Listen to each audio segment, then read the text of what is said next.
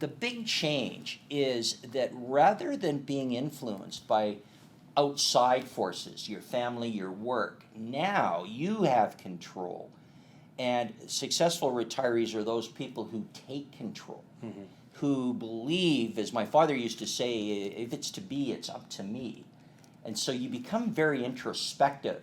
That's why we call it the enlightening years. You're enlightening yourself, though, as opposed to having other people tell you what you should do. And that's a big challenge because people have been accustomed to the 9 to 5. They've been their identity in some cases have been based upon their careers or their children. And so how do you become enlightened? How do you find out more about you? I think that's a real big challenge. I think you got to figure out who you are first. There was a great exercise that I use in my own workshops, but it was not mine. It was first done, I think, with the U.S. military back in the 40s or 50s. And it's called the I am exercise. And basically what it is a list of I am statements. And you have to fill out as many as you can for who you are. Like, I am. In my particular case, I would start off and I would say, I am a husband. I am a father. I am an educator. I am happy. I mean, all the things that you are. And then look at that list and say, all right, from this point on, I want to honor those things. I want to be comfortable with who I am, not with what somebody tells me I should be. As we go into this phase of life, there's a lot of uncertainty about who we are because we have spent all this time being so defined by what we did.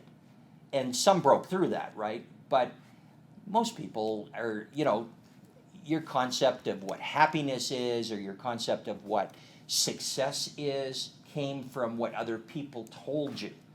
Whereas this is a period of your life where the only person who tells you what success or happiness is you. Yeah. So we have to get to that point where we're willing to now to accept our own judgment on ourselves and be happy with that.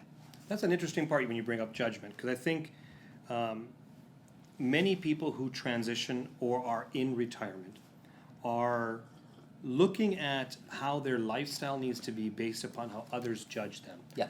And they're valuing that judgment of people that they don't really care about. Isn't that the case? Because of the way that we grow up, we are very subject to social biases. And what social biases are the ways that others see us. So social biases, we are more likely to do something if other people that we know, that we respect, do the same thing. Or we are more likely to do something if it's going to increase our standing socially. Those kinds of things are social biases. As we get to this point in life, it's very tough to turn around and say, you know what, I just don't give a darn anymore. I'm just going to go and march to my own drummer. Let me give you an example. We're selling our house in Nanaimo, British Columbia. It's a nice house. Overlooks the ocean, but it's big.